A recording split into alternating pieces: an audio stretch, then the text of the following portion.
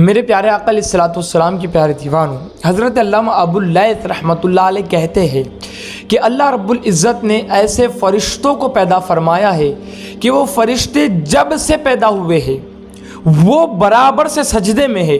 جس دن سے پیدا ہوئے اسی دن سے لگاتار میرے پیارے آقا علیہ الصلوۃ والسلام کی پیارے دیوانوں وہ سجدے میں ہیں، اللہ رب العزت کی پاکی بیان کر رہے ہیں، اللہ رب العزت سے خوف زدہ ہے اور اس وقت سے سجدے میں ہے۔ اب جب وہ فرشتے قیامت کے دن اپنے سروں کو اٹھائیں گے، پیدا ہوئے سجدے میں ہیں، خوف زدہ ہے اللہ سے، ڈر رہے ہیں اللہ سے، اب قیامت کے دن جب وہ اپنے سجدوں سے سروں کو اٹھائیں گے، سجدوں سے سر کو اٹھائیں گے تو وہ اللہ اکبر یہی کہتے ہوئے اپنے سر کو اٹھائیں گے، سبحانک ما عبدناک حق عبادتک، کہ اے اللہ تو پاک ہے، اے اللہ تو پاک ہے، ہم تیری کما حقہ عبادت نہیں کر سکے۔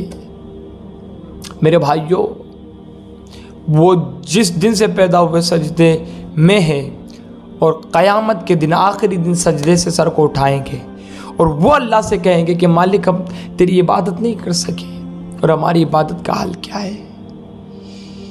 اللہ اکبر، 5 منٹ 15 منٹ ہم عبادت کے لیے نکال نہیں سکتے۔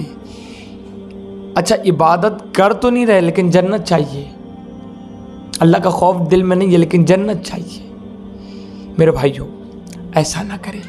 اللہ تعالیٰ نے قرآن مقدس میں ارشاد فرمایا انہی فرشتوں کے تعلق سے کہ یخافون ربہم من فوقہم ویفعلون ما یؤمرون، وہ فرشتے اپنے رب سے ڈرتے ہیں اور جس چیز کا انہیں حکم دیا گیا ہے وہی کرتے ہیں، ایک لمحہ بھی میری نافرمانی میں نہیں گزارتے، اور یہ کہتے ہوئے سر اٹھائیں گے کہ اے اللہ ہم تیری عبادت نہیں کر سکے کما حق۔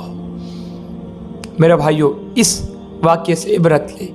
رسول اعظم علیہ الصلوۃ والسلام نے ارشاد فرمایا کہ جب کوئی بندہ خوف خدا سے کانپتا ہے، اللہ سے ڈر کر کانپتا ہے، تو اس کے بدن سے گناہ ایسے جھڑتے ہیں کہ کوئی بندہ سوکھے درختوں کو پکڑ کر ہلائے تو اس سے پتیاں جھڑتی ہے، ایسے اس کے بدن سے گناہ جھڑتے ہیں۔ میرے پیارے آقا علیہ السلام کے پیارے دیوانوں، اس لیے ضروری ہے خوف خدا، اللہ رب العزت سے ڈرنا اس لیے ضروری ہے کہ جب بھی بندہ رب سے ڈرتا ہے تو رب ذوالجلال اس کے گناہوں کو معاف کر دیتا ہے۔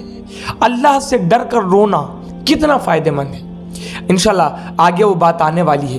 مجمع اللطائف میں ایک واقعہ نقل ہے کہ بنی اسرائیل میں ایک کثیر العیال عابد تھا، اسے تنگ دستی نے، غریبی نے گھیر رکھا تھا، اس کے بچوں نے کئی دن سے کھانا نہیں کھایا تھا، بچے چلا رہے تھے، رو رہے تھے، تو اس عابد نے کہا کہ وہ فلانا جو تاجر رہتا ہے نا، اس تاجر کے پاس چلی جاؤ اور اس سے مدد مانگو۔ اس عابد کی بیوی جب اس تاجر کے پاس گئی اور اس سے دکھڑا سنایا تو تاجر نے اس عورت کو گناہ کی دعوت دی، کہا میرے ساتھ ایک رات گزارو، میں تمہاری تمام ضروریات کو پوری کر دوں گا۔ وہ عورت پاک دامن تھی، ایک عابد کی بیوی تھی، وہ گھر لوٹی خالی ہاتھ۔ جب وہ گھر کی طرف خالی ہاتھ لوٹی، بچوں نے جب دیکھا کہ والدہ خالی ہاتھ آ رہی ہے تو والدہ کو بلک کر چلانے لگے، رونے لگے بھوک کی وجہ سے۔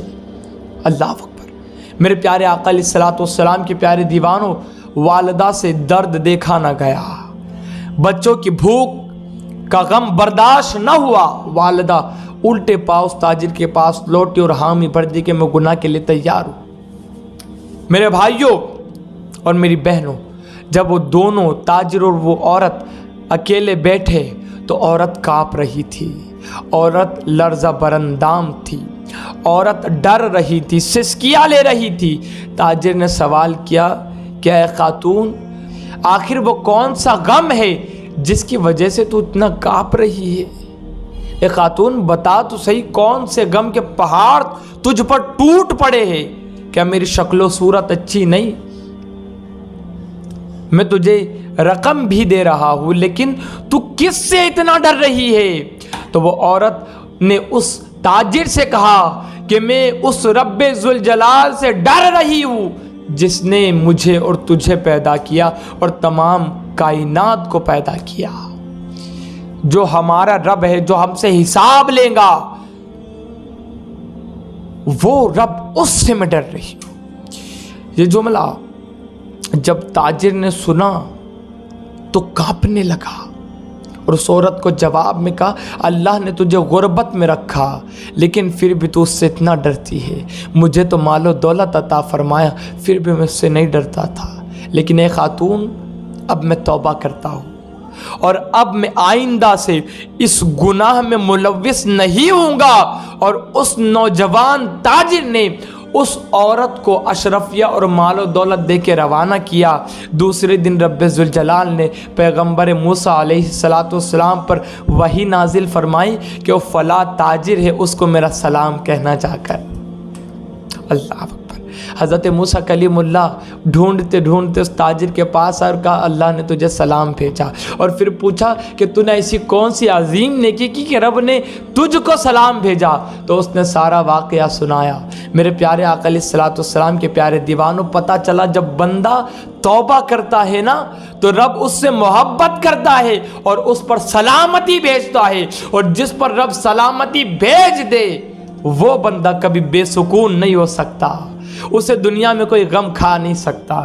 تو میرے بھائیو، توبہ کرو، توبہ کرو، پلٹو اس اللہ رب العزت کی طرف. اسی طریقے سے میرے پیارے آقا علیہ السلام کے پیارے دیوانوں، رسول اعظم علیہ السلام نے ارشاد فرمایا کہ جو بندہ دنیا میں خدا سے ڈرے گا، رب ذوالجلال میدان محشر میں اس کو بے خوف کر دے گا. اور جو بندہ دنیا میں اللہ سے نہیں ڈرتا نا، اللہ تعالیٰ میدان محشر میں اس کو خوف زدہ کر دے گا.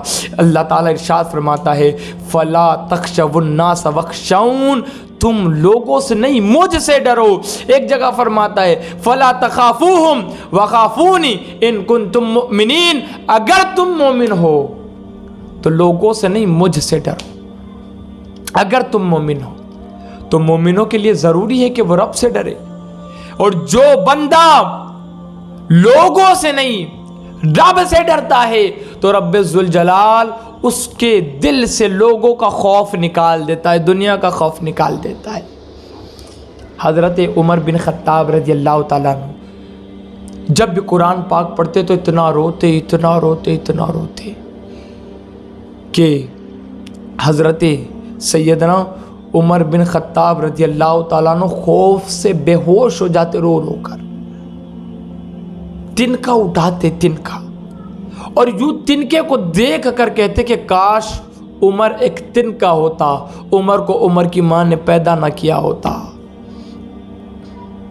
آپ اتنا روتے تھے خوف خدا سے کہ چہرے پر رونے کے نشان پڑ گئے تھے. آنسو نکلتے تو نشان پڑتے نا، جب پانی کہیں سے گزرتا ہے تو زمین پہ کیسے نشان پڑ جاتا ہے، ایک نالی نما، اس طریقے سے آپ کے چہرے پر نشان پڑ گئے تھے رو کر.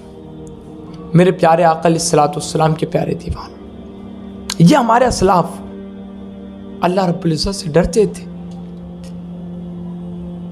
ایک روایت کہ قیامت کے دن ایک شخص کو لایا جائے گا، اس کے نام اعمال کو ترازو میں تولا جائے گا تو گناہوں کا پلڑا بھاری ہوگا اور نیکیوں کا جو پلڑا ہے وہ ہلکا ہو جائے گا. حکم سنایا جائے گا کہ اس کو جہنم میں ڈال دو. میرے پیارے آقا علیہ السلام کے پیارے دیوانوں، جیسے ہی اسے جہنم کی طرف فرشتے لے جا رہے ہوں گے تو اس کے پلکوں کا ایک بال رب ذوالجلال کی بارگاہ میں عرض کرے گا کہ اے رب ذوالجلال، تیرے رسول صلی اللہ علیہ وسلم نے فرمایا تھا کہ جو اللہ تعالیٰ کے خوف سے روتا ہے اللہ رب العزت جہنم کی آگ اس پر حرام فرما دیتا ہے.